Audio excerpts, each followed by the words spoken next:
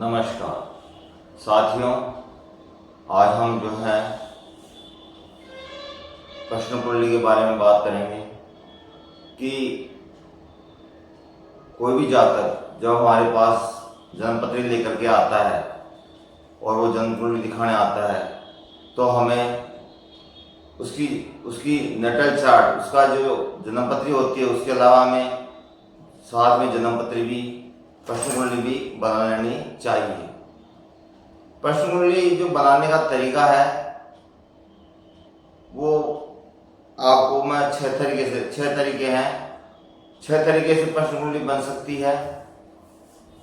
क्योंकि कई बार क्या होता है कि एक ही परिवार के 3-4 सदस्य एक साथ आ जाते हैं, तो 3-4 सदस्य एक साथ आने पर चारों की, अगर मान लो 4 सदस्य आ गए और चारों की कुंडलियां देखनी है और उसमें साथ में प्रश्न कुंडली बनानी है, तो अधिकतर ज्योतिषी तत्कालिक कुंडली बना करके प्रश्न कुंडली और उससे फलादेश करते हैं, लेकिन उससे एक ही व्यक्ति का फलादेश होगा, फिर बाकी शेष 3 जो है वो उनका कैसे होगा, ये समस्या हो जाती है। तो कई ज्योतिषी जो इस बारे में नहीं जानते वो उस तत्कालिक कुंडली से ही चारों व्यक्तियों का फलादेश कर देते हैं प्रश्न कुंडली से, तो वो सही नहीं है। मैं आपको 6 प्रकार के तरीके बताऊंगा कि आपके पास अगर 6 व्यक्ति एक साथ भी आ जाएं तो आप उनकी कुंडली को, प्रश्न कुंडली को किस प्रकार से बना सकते हैं और उससे आप फलादेश करने में आसानी रहेगी और एक ही लगन नहीं आएगा, अलग अलग लगन आएगा और आपको जो है पूर्णतः अच्छी तरह फलादेश कर सकेंगे। सबसे पहले अगर मान लो 5-6 व्यक्ति एक साथ आते हैं तो हमें एक व्यक्ति की जन्म कुंडली ले लो और फिर उसकी प्रश्न कुंडली बनाओ। प्रश्न कुंडली में आप 1 से लेकर के और 2193 तक की संख्या में से एक संख्या पूछ सकते हैं। 1 to 2193 यानी 2193 तक, 1 से लेकर के 2193 तक की संख्या पूछ सकते हैं। इसमें सब लोड का डिवाइडेशन आ जाएगा और उससे प्रश्न कुंडली बन जाएगी। ये सॉफ्टवेयर में दिया होता है, आजकल जो भी सॉफ्टवेयर चल रहे होते हैं होरोरी एस्ट्रोलॉजी के, उसमें 2193 का भी, सब लोड का भी जो है प्रश्न कुंडली बनाने का तरीका होता है। दूसरा तरीका है कि किसी भी व्यक्ति को 1 से लेकर के 249 तक की संख्या पूछी जाए, 249 तक की, और जो संख्या है उसके अनुसार भी सॉफ्टवेयर में जो नंबर डाल करके और उससे भी प्रश्न कुंडली बनाई जा सकती है और उससे भी जो है आपकी प्रश्न कुंडली बन जाएगी जातक की। तीसरा तरीका है कि 108 की संख्या पूछ के, 1 से लेकर के 108 की संख्या में से कोई भी संख्या पूछ करके उससे भी प्रश्न कुंडली बनाई जा सकती है और 108 की संख्या में 9 का भाग देने पर जो संख्या शेष बचे या भागफल पूरा हो जाए वही लगन होगा, तो उससे भी प्रश्न कुंडली बनाई जा सकती है। और 1 से लेकर के 12 तक की संख्या पूछने पर भी प्रश्न कुंडली बन सकती है। किसी भी जातक को 1 से लेकर 12 तक के नंबर बोलने के लिए कहिए, कंप्यूटर में लिखा है तो जो भी वो नंबर बोलेगा वही राशि का लगन होगा, ठीक है। और तीसरा है कि जिस समय जातक आता है उस समय जो घड़ी होती है उसमें कितने बजे हैं। अगर मान लो 2:10 हुए हैं तो वृषभ लगन निकल चुका है और मिथुन लगन चालू है, तो मिथुन लगन की कुंडली बनेगी। इस प्रकार हम घड़ी को देख करके भी प्रश्न कुंडली बना सकते हैं। और आखिरी 6ठा तरीका है कि जो है हम जातक जब हमारे पास आके बैठता है तो उसी समय की वर्तमान कुंडली बना ली जाए प्रश्न कुंडली, उससे भी प्रश्न जो है फलादेश किया जा सकता है। अब सबसे जन्मपत्री और प्रश्न कुंडली दोनों को देखना चाहिए हमें। जो जन्मपत्री होती है वही प्रश्न कुंडली होती है, जो प्रश्न कुंडली होती है वही जन्मपत्री होती है, दोनों का फलादेश बराबर आएगा। और विषोत्तरी दशा भी वही लगानी चाहिए और बराबर वैसे ही गणना करनी चाहिए जैसे हम जन्मपत्री की गणना करते हैं। प्रश्न कुंडली के अंदर अगर कोई व्यक्ति विशेष प्रश्न करता है, जैसे कोई कहे कि मेरा मकान का कब बनेगा या मकान में कब, जमीन कब खरीदूंगा, तो लग्नेश और चतुर्थेश का संबंध होना चाहिए। संबंध 4 प्रकार के पाराशर ने बताए हैं, साथ बैठे हुए हों, राशि परिवर्तन हो और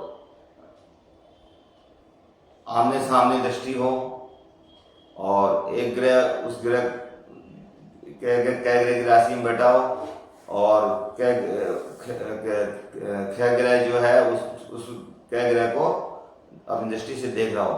इस प्रकार ये 4 प्रकार के जो संबंध है वो संबंध होने पर जो है कार्य सिद्धि हो जाती है।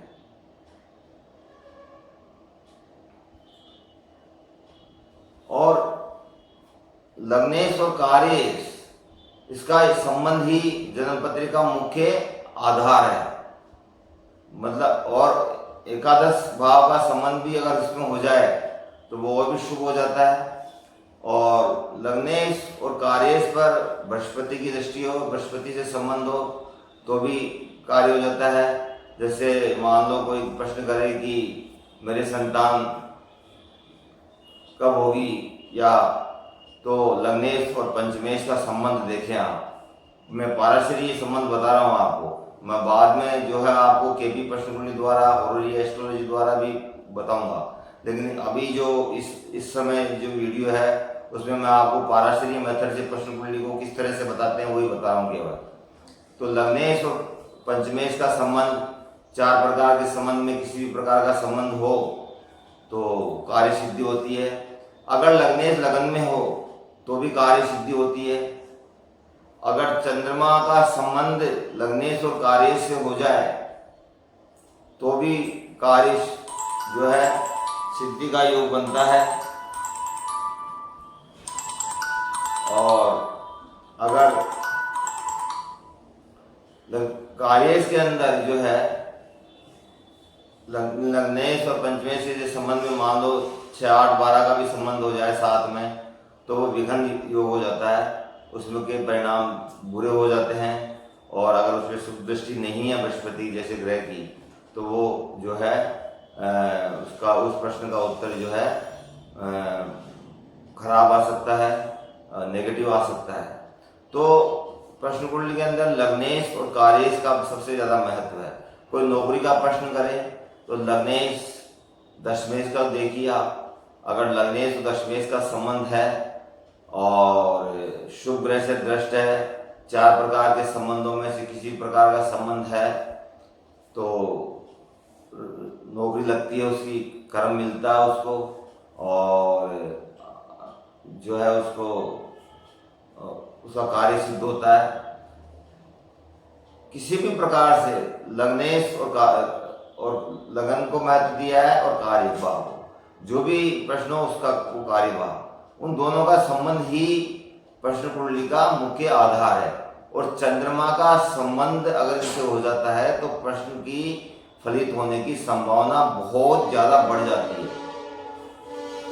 तो ये एक प्रकार का संबंध है। जैसे कोई कहे कि मेरी किसी से लड़ाई चल रही है तो वो जीत होगी हार होगी, तो इस संबंध में भी लग्नेश देखिए और सप्तम भाव देखिए और छठे भाव का संबंध देखिए कि लग्नेश कितना बलवान है, शुभ ग्रहों से दृष्ट है या 6-8-12 में है, खराब हो गया है, पाप ग्रहों से दृष्ट हो गया है, सप्तमेश बलवान है, छठा भाव अगर लग्न को देख रहा है, लग्न दृष्टि है तो शत्रु से पीड़ा होगी। ये सब संबंध जो है लग्नेश और कार्येश पे संबंध की ओर इशारा करते हैं। सारे प्रश्न कुंडली के अंदर लग्नेश और कार्येश को मुख्यतः देनी चाहिए और 4 प्रकार के संबंधों में से संबंध देखने चाहिए। शुभ और पापी ग्रहों का जो योग है अवयोग है वो भी हमें ध्यान रखना चाहिए कि शुभ ग्रहों के अंदर पापी ग्रह कितने आगे मिल गए, कितने अशुभ ग्रह आगे मिल गए।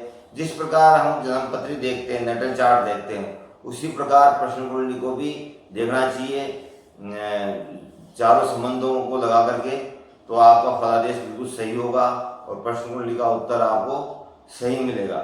ये पराशरीय तरीका है।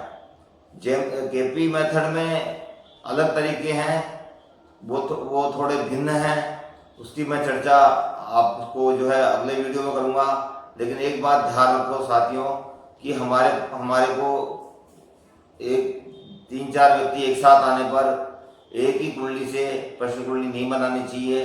हमें 1 से लेकर के 2193 की संख्या, 1 से लेकर के 249 तक की संख्या, 1 से लेकर के 108 तक की संख्या, 1 से लेकर के 12 तक की संख्या, और घड़ी का समय जो चल रहा है वो, और वर्तमान जो लगन आया वो, इस प्रकार 6 प्रकार के से हम किसी भी लगन निकाल सकते हैं। तो 5-6 व्यक्ति एक साथ आने पर सबको अलग अलग तरीके से हम संख्या, नंबर, घड़ी का टाइम आदि पूछ करके उनका लगन का निशान करेंगे, तो हमें फलादेश करने में सफलता मिलेगी। हमारे फलादेश सटीक होंगे और सही होंगे। नमस्कार।